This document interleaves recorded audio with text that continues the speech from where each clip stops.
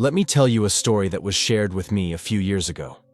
A story about a young mother, a newborn child, and something that came for them in the dark. This is not one of those stories with happy endings. In fact, I wish I never heard it. Because once you hear it, you might find yourself listening when the midnight feed begins. Her name was Claire, 28, recently widowed, and a brand new mom. Her husband, Matt, died in a car accident just 2 weeks before their son, Leo, was born. She was alone now, with a newborn, in a house far too big for one person. The house belonged to Matt's grandparents, a cold, creaky place nestled deep in the countryside. No neighbors nearby, no internet, and barely any cell reception, but it was paid off, and she had nowhere else to go. She moved in a week after the funeral. Her nights were quiet, too quiet, except for the crying. Leo cried at exactly midnight, every single night, without fail. She chalked it up to newborn routines, nothing unusual. At least not until she noticed. Leo never cried before midnight, not at 11:59, not even at 12:01, exactly midnight, every single night. The first night, Claire was exhausted. She stumbled into the nursery, half asleep. Leo was already whimpering by the time she got to him. She nursed him, humming gently. But something felt off. The room was colder than the rest of the house, not freezing, just enough to raise goosebumps. And then the sound, behind her, a soft, slurping sound, wet, slow, like something thick being sucked through a straw. She turned. Nothing was there. She laughed it off, told herself she imagined it. But the next night, it happened again. The exact same time. Same chill in the air. Same noise. This time it came from the corner of the nursery, right where the rocking chair sat. Still, she said nothing. Pushed it down, because who would believe a grieving, sleep-deprived mother?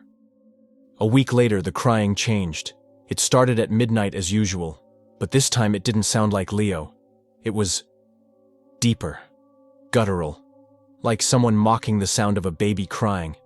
She rushed into the room and found Leo fast asleep, peaceful, silent, but something was still crying.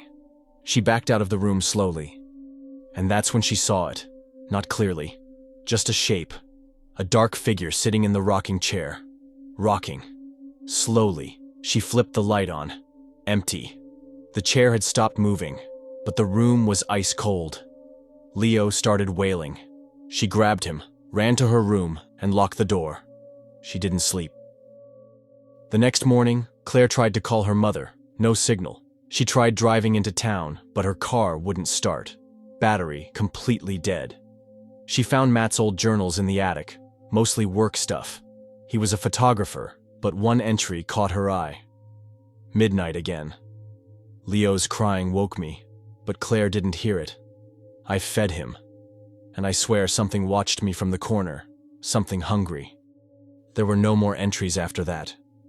She looked at the date, 2 nights before his accident. That night, Claire set up an old baby monitor, no video, just audio. She kept the receiver in her room. At 11:59, silence. Midnight hit. Leo started crying. Then came the static, followed by slurping sounds through the speaker. Louder than before. Then something else. A whisper. Not in English. Not any language she knew. And then, her own voice whispering through the monitor. "Feed him, or I will." She ran to the nursery. Leo was gone. Blankets strewn on the floor. The window wide open, but no sign of him. Then she heard the crying again. From inside the closet, she opened it. Leo was there, sitting calmly, smiling. Behind him, a hand, pale, long, thin. It slid back into the shadows as she grabbed her baby and ran. She called a local priest the next day, Father Callan. He listened patiently, then told her the truth. The house was cursed, not haunted, fed. Generations ago, Matt's ancestors made a pact. In exchange for wealth and land, they offered offerings, infants, firstborns, always fed at midnight. But the curse had faded until now, until Leo. Because Matt was the last descendant, and now the debt was due. Claire demanded to know how to stop it. Father Callan said, "You don't stop it, you delay it." He gave her a choice: leave the house, abandon the land, or stay and feed the hunger with something else. Claire chose to stay. That night, she prepared. At midnight, Leo cried. But this time, Claire wasn't holding a bottle. She was holding the stray cat that had wandered onto the porch earlier that day. She whispered, "Not my son." The shadows shifted. A cold wind swept the room. The rocking chair moved by itself. And the cat vanished. Just gone. No blood, no bones, just gone. Leo stopped crying instantly. Claire stood still for a long time, then whispered, "We have a deal." That was 5 years ago. Claire still lives in that house. Leo is strong, healthy, bright, but every night, every single night, she offers something: a rabbit, a squirrel, a bird, sometimes something bigger. She's never missed a midnight feeding, because now she knows the truth. It's not about what you feed it. It's about making sure it isn't hungry. And if she ever forgets, well, it won't be Leo who cries at midnight. It'll be something else. Something much, much louder.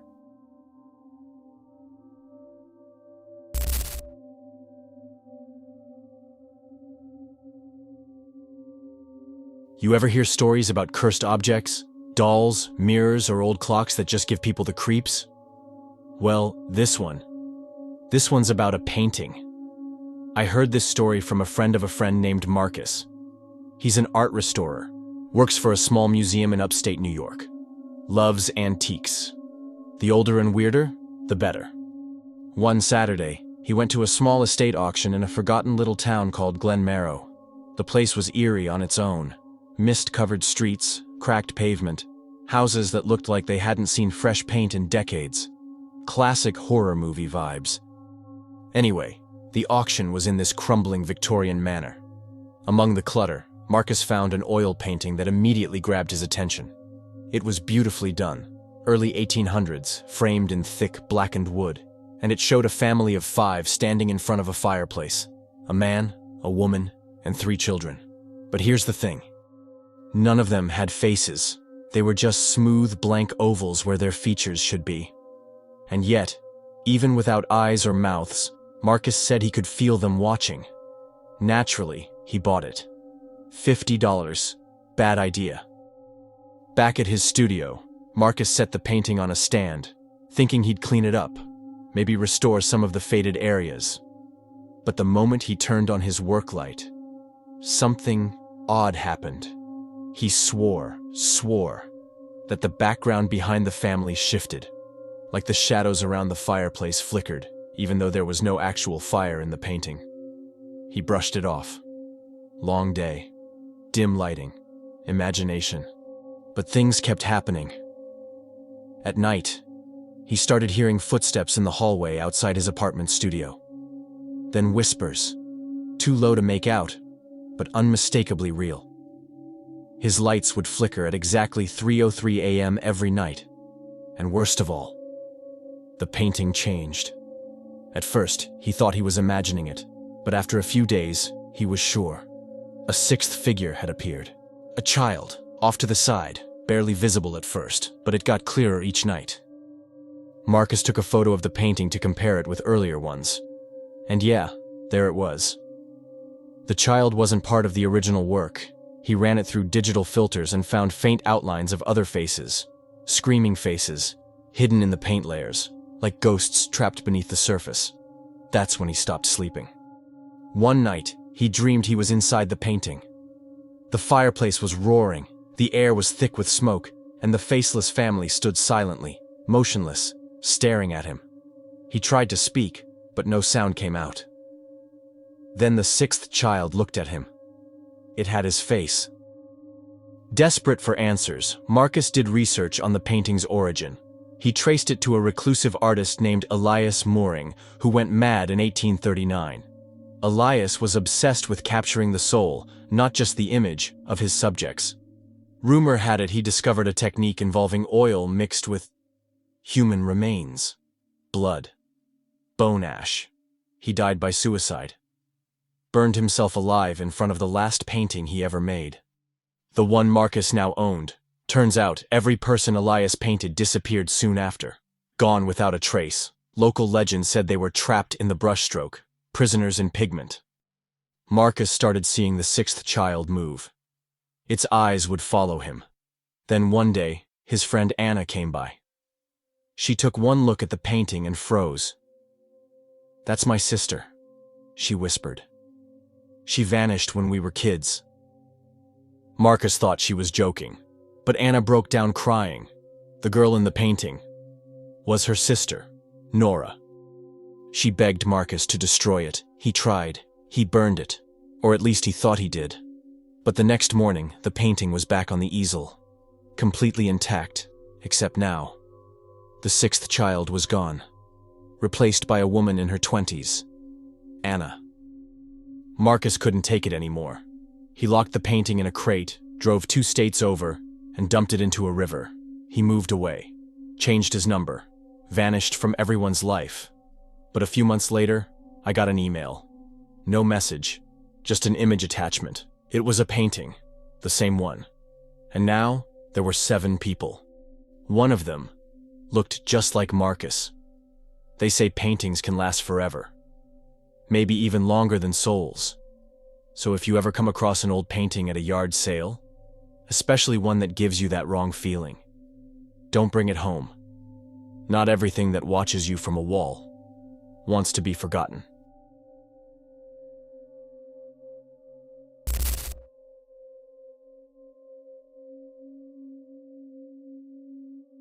Let me tell you about something that happened to a friend of mine. Her name's Alina. She's not the type to believe in ghosts, curses, or anything supernatural. She's a med student, logic first, facts only. But what happened in that apartment complex? It broke her. She had just moved into a small studio apartment in an older high-rise building on the edge of the city. It wasn't luxurious, but it was affordable, and for a student on a tight budget, that was enough. The unit was clean, quiet, and it came with a view of the skyline. But what really sealed the deal for her was the woman who showed her the place. An old neighbor named Mrs. Harlan. Mrs. Harlan lived in the unit across the hall, apartment 405. She was sweet. Fragile in that way old people get, but kind. She gave Alina cookies when she moved in and told her to knock anytime she needed anything. "Except late at night," she added. "Don't knock after dark." Alina thought she was just being an old woman with weird quirks. Everyone has them, right? The first few nights were uneventful. Nothing strange. But by the 4th night, something odd happened. Alina was studying late, headphones on, when she noticed the hallway light flickering under the door. She got up and peeked through the peephole. Across the hall, apartment 405's door was cracked open, just slightly. It didn't seem right. She opened her door and quietly stepped out. "Mrs. Harlan?" she whispered. No answer. As she moved closer, she noticed something chilling. The air was ice cold near the door, like stepping in front of an open freezer. And then she heard it, soft shuffling inside the unit. But no breathing, no hum of TV, no creak of floorboards, just the eerie shuffle of bare feet dragging slowly across hardwood. She backed away. Later that night, she mentioned it to the security guard downstairs. He looked at her like she'd lost her mind. "Apartment 405?" he asked. "That unit's been empty since last year. The tenant passed away. Heart failure, I think." Alina was confused. "No. A woman named Mrs. Harlan lives there. She gave me cookies." The guard shook his head. "No one's lived in 405 since Miss Harlan died." Still thinking it was some misunderstanding, Alina decided to prove it to herself. She had taken photos of the cookies on her phone, the first day she moved in. She scrolled back and found them. But there was something wrong. In the picture, the plate of cookies was sitting on her counter, but there was no hand, no person giving them. And in the reflection of her microwave door behind the counter was Alina, alone. She called her friend May, told her everything. May laughed it off at first, but agreed to stay over for a night, just for peace of mind. That night, around 2 a.m., they both heard the dragging footsteps again. This time, even May heard them. They rushed to the door and peeked through the peephole. Apartment 405 was wide open now. Inside stood a woman. Not an old woman. A tall, pale figure with thinning gray hair. Her eyes were sunken, her mouth slack. She was just standing in the dark, staring at their door, and her chest wasn't rising. No breath, no movement, just stillness. May whispered, "She's not blinking." They stayed up the rest of the night. The next morning, Alina demanded answers. She searched the building records and eventually found a news article. Elderly woman found dead in apartment 405. It showed a photo of Mrs. Harlan. Same woman, same cookies, same smile. The article said her body wasn't found for nearly 2 weeks. When they did find her, she was kneeling at her door, reaching out for help, but no one had come. The article ended with something strange. Tenants report unexplained cold spots and footsteps in hallway. Some claim to see her figure in the peephole at night. Alina was terrified. She tried to stay with May, but her schedule and studies made it impossible long-term. That night, Alina decided to ignore it all. She locked her door, turned on every light, and tried to sleep. But at 3:12 a.m. she heard it again. Shuffle, shuffle, shuffle. Then, 3 soft knocks. Alina sat frozen in her bed. Then again. Knock, knock, knock. The knock came from her closet this time.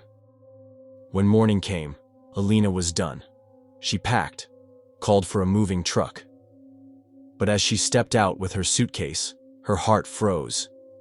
The door to 405 was wide open, and just for a second, just a fraction of a second, she saw something standing inside. A pale woman, half in shadow, bent forward slightly like her neck was broken.